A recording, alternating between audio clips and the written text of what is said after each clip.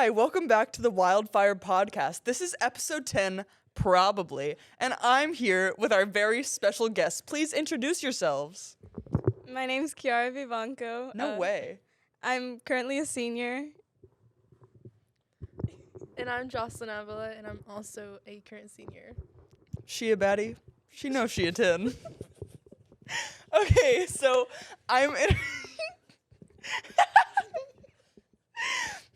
I'm interviewing you two about speech and debate. Okay, how long have you been in speech and debate, Kiara?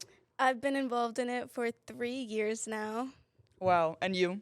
Also 3 years. Whoa, special. I've been involved in speech and debate for 2 years. Okay, I know you were wondering. So I just wanted to know, there's a lot of different events that you can do in speech and debate. What are your events that you guys specialize in? So I currently do 3. I do public forum debate, national extemp speech, and then impromptu speech. And I also do public forum debate with Kiara, and then I also do original advocacy. That's beautiful. Can you guys give just a little excerpt about what those mean for the people at home? Yeah, so national extemp speech is where you're given 10 minutes to prepare for 30 minutes to prepare for a 10-minute speech. And you kind of talk about current national topics, whether it be politics or economics. Then impromptu, it's a 2-minute preparation time for a 5-minute speech. And you can be given the most random topics such as dog or gorilla, Those are really good examples. broad topics, yeah. And then for public forum debate, it's a 2v2 debate. And you speak on topics that are chosen by the National Speech and Debate Association. Okay, so for original advocacy, it's all original. You write it yourself, and you're specifically advocating for an issue that you want to see resolved, and you have to provide a piece of legislation. So that's kind of what's unique about, we call it OA. And then for public forum, Kiara kind of already explained it, but it's like a facts-based debate, and it's only 45 minutes long. For the people at home, public forum we call POFO, and I think that's funny. Yeah. Okay. Okay. So, you already sort of described what the preparation for extemp and impromptu is. What would the preparation for POFO look like? So the preparation, it's a lot of preparation because the topics change every single month. So you basically have to do all that research again every month. So basically, just for weeks, you just have to do a lot of research for the topic. Yeah, and it's genuinely a lot of work, and what you put into it, it's what you'll get out of it.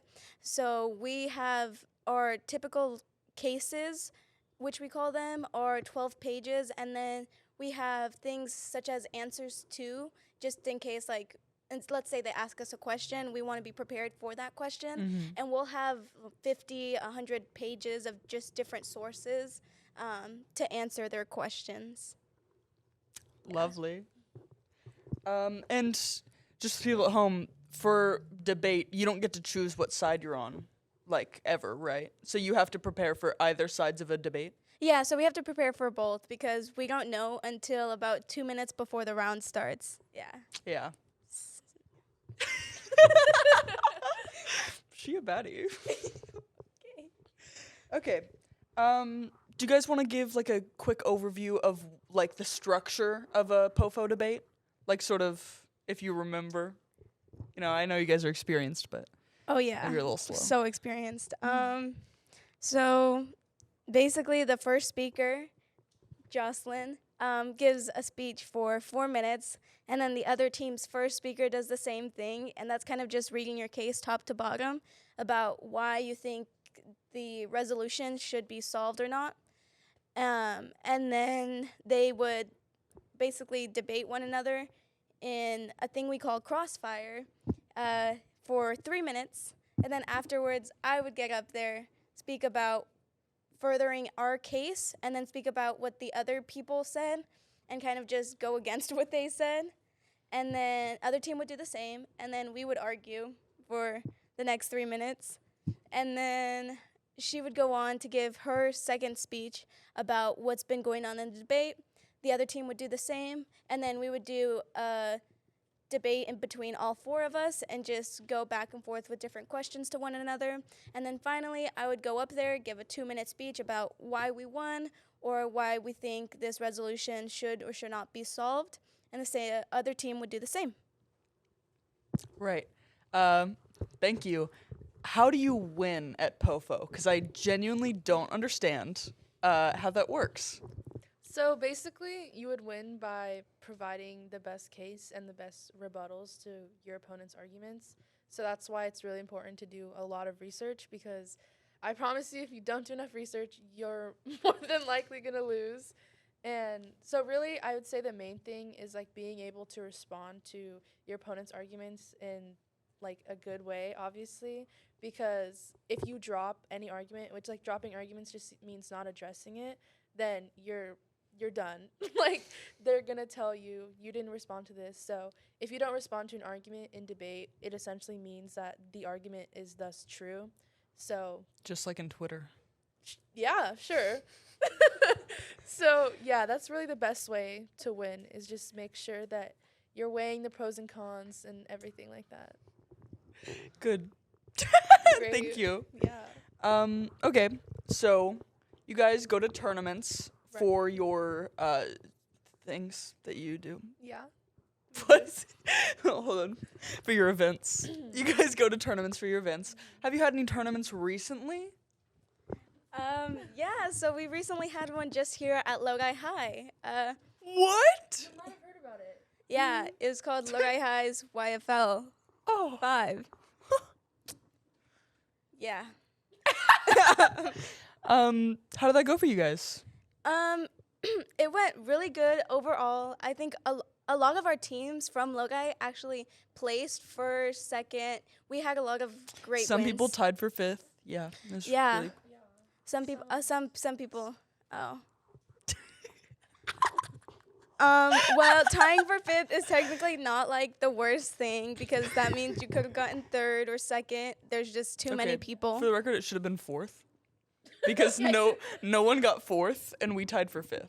No, which that's means that we- the point. Is like you like if let's say 3 people. We were so tie- bad that we had to be 5th even though there wasn't a 4th. No. 3 people tie for 5th, then it would just go straight to 1st. Like, it's pretty crazy, actually. Mm-hmm. Yep. She a baddie. Okay, wait, what was the question? She knows she a 10. Talk about the recent YFL 5 Lodi High Okay. tournament that we hosted. Yeah, so it went honestly really good. Better than most of the other YFLs that other schools have hosted. Shade, good. Okay. I'm currently sending this to them. Oh, okay. Clipping that. No, but we got out at a really good time. Tournaments are an all-day thing, so considering that we got out at a good time, it ran like really smoothly. Mm-hmm. And we also made a lot of money from the snack bar. So that was nice. That is nice. But Always good. Overall, the competition went well. Shout out to Shallcross, our speech and debate coach. Awesome job at running the tournament for his 2nd time ever running it. You should look in the camera and smile at him. He a baddie. Okay. He doesn't know what that means, but Yeah, shout out Yeah. because he's president this year of the Yeah. league. Prezi. Yeah. That's Good. cool. That's Yeah. Yeah. Mm-hmm. Yeah. So,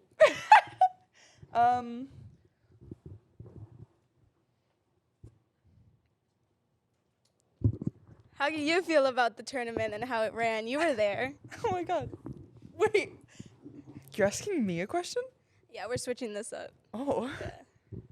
Okay. I thought it went well. I think that shade against other YFL tournaments, I think that we had the best judges. Like they kind of got what I was going for, and it wasn't perfect, but like they were receptive to what I was saying. Usually when I'm at other tournaments, they just kind of stare at me like and they write down their little notepad like they don't like me. And it's definitely not a me thing. Isn't that just them taking notes? What? No. No. What? Like, isn't that just them taking So, notes? anyways, thank you for asking that question. I really appreciate that. So, do you have any tournaments coming up? Okay, is there anything you're looking forward to in speech and debate? Yeah, so we have a few really big tournaments coming up. First, we have another league tournament, which is just pretty standard, YFL 6 at Mountain House. right? But right after that, Okay. we have. We'll get to that. Oh, It's okay. a separate question. Okay. Yes, What do we have YFL 6 coming up.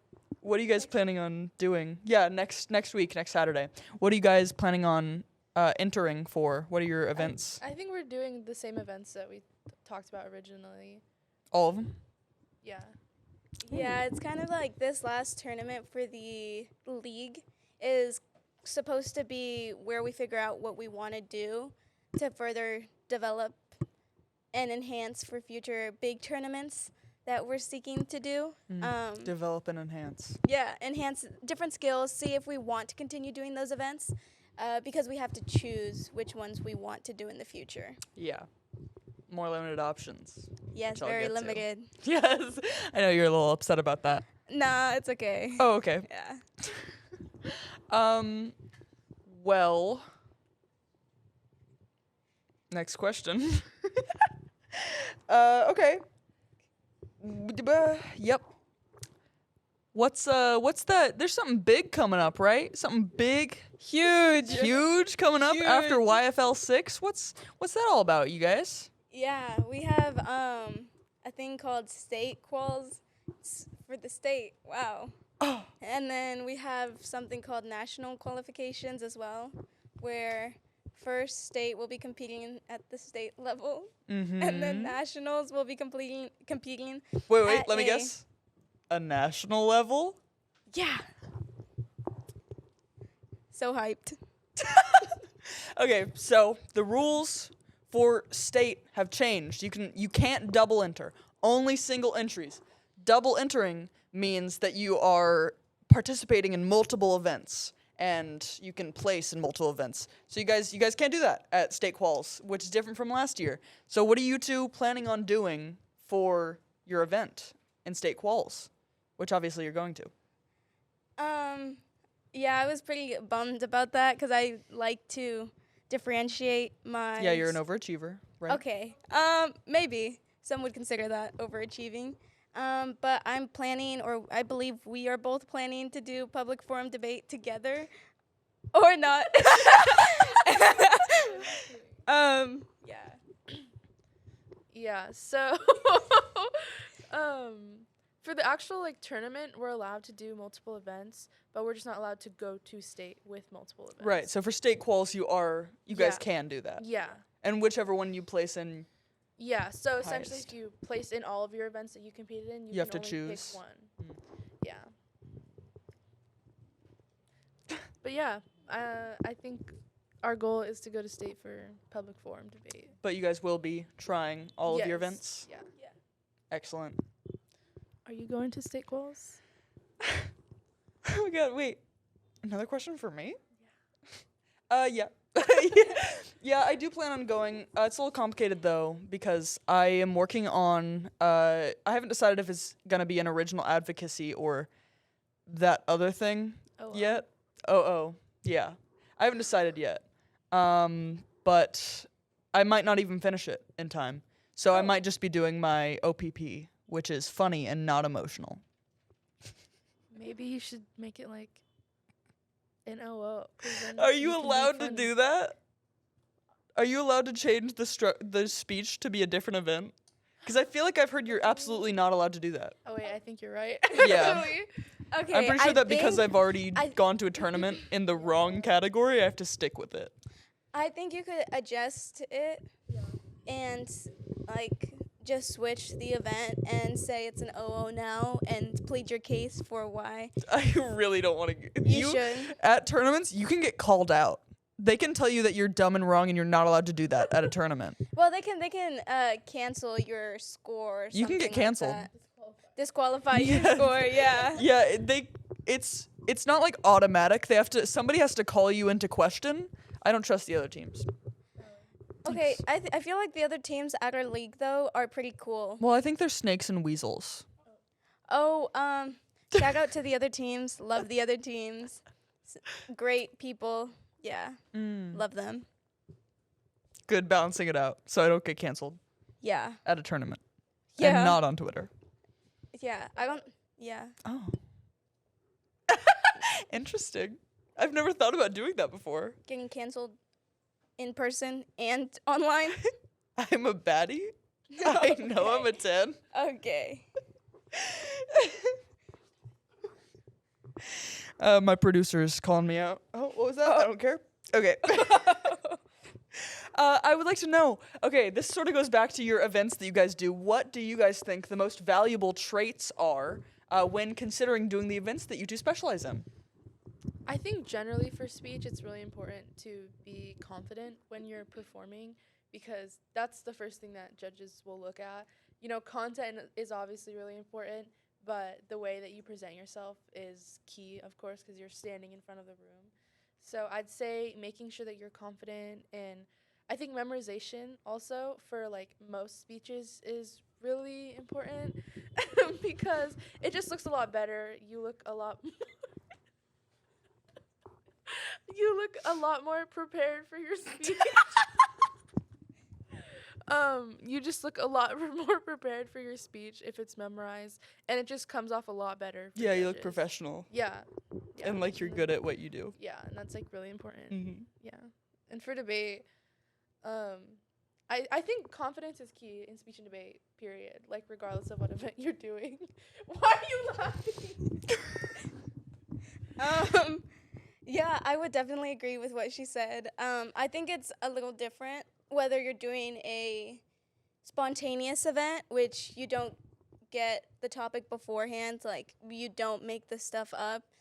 You're just given a topic, whether it be from national extent, international, or impromptu, where you're just kind of speaking on the spot with the topic you're given. And I think what's key to that is first in national and international speech, you want to know about the world surrounding you and what's going on, whether it be in the economy, whether it be politically inside the United States or foreign policies that are happening. And then for impromptu and other spontaneous speaking, I think it's key to just have a very open mind and to think a lot about a further concept, whether it be gorillas. You don't want to speak about gorillas for 5 minutes. You want to speak and expand why they're so great, or, you know, A wider topic that relates to the world more. Absolutely. And then for debate, as she said, confidence is absolutely key because the way you hold yourself in a round is going to completely change how the judge views you. And also, it's researching, doing the background work that no one else sees, because that's fundamentally key in winning in any event. That's good. I like that. Thank you. I would like to know, would you guys recommend speech and debate as an elective to anyone listening? Oh, absolutely. Absolutely. I love Correct it. answer. I think it changed my life and love the people I've met in the class, but it's definitely a class where what you put in is what you get out. And as our debate coach always says, time is your currency in that class. You know what else he always says? I'll say it at the end. No. I'll say it at the end, because then it's like a nice exit. Okay. Yeah, I would say I would recommend this class to literally anyone, especially for people who are more afraid to like talk. I joined this class my sophomore year, and I was literally the shyest person ever. She a baddie. She knows she a 10. Anyways, so yeah, I'd recommend this class to anyone. I think it's had a lot of positive impacts on really anyone who's taking the class. I mean, you talk to people who've already graduated and have taken the class, they will only tell you positive things about the class, because not only like the people you meet, but it's also the lessons that you learn, and you really take that with you anywhere you go. Yeah. Can you get into a little bit more how it's helped you personally being in this class for 3 years? Yeah, so kind of going back to like me saying I was really shy, like Kiara can attest to this, literally anyone who knew me back then can attest to this, but I literally was afraid to even like stand up in front of the class, like anything. But now I'm comfortable with just like speaking how I feel and things like that, and it's even opened up so many opportunities for me and Kiara. It's honestly like really crazy. Like I think about like my college applications, and like speech and debate is like a huge one. And I feel like it's just given me so many new opportunities. Like I've done so many new things being able. Hold on. Actually, I have a question for you, Jocelyn, to add on to that. Okay. Do you think that in sophomore year, before you did speech and debate, do you think you would have been able to be on this podcast? No, I feel like I would have been way too nervous. First of all, I would have just said, no, or I probably just would not have said almost anything. And just like being in speech and debate has like obviously given me this opportunity and so many others. So that's why I would recommend it to so many different people. Yeah.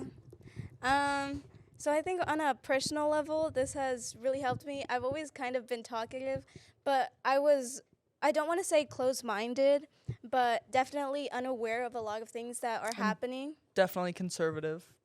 Okay. Anyways, yeah. So I think it's helped broaden my mind and see different experiences that others are dealing with from different topics that we've been involved in, whether it be cybersecurity or things that are going on with military presence. I've opened my mind and expanded to different concepts that I wouldn't have otherwise. And I think on a deeper level, just meeting some like amazing people who have shaped my high school career in a different manner than it probably would have been shaped without speech and debate. Because I have some of my closest friends involved in speech and debate because we spend multiple hours and days together just being involved in something that we both have in common and that we both like, which is not necessarily uncommon, but it's very uncommon to spend so much time with these groups of people. Yeah. Yeah. I just want to say that, like, obviously me and Kiara were, like, very different. Like, she said she was talkative and I was shy. And I feel like that really shows that, like, speech and debate can help anyone. Like, and I just think that's really important. Absolutely. Yeah. So I think what we're saying here is that you should join speech and debate. It's going to look great on your college applications, and it's going to improve you personally as a person in many different ways. It's for a wide variety of people.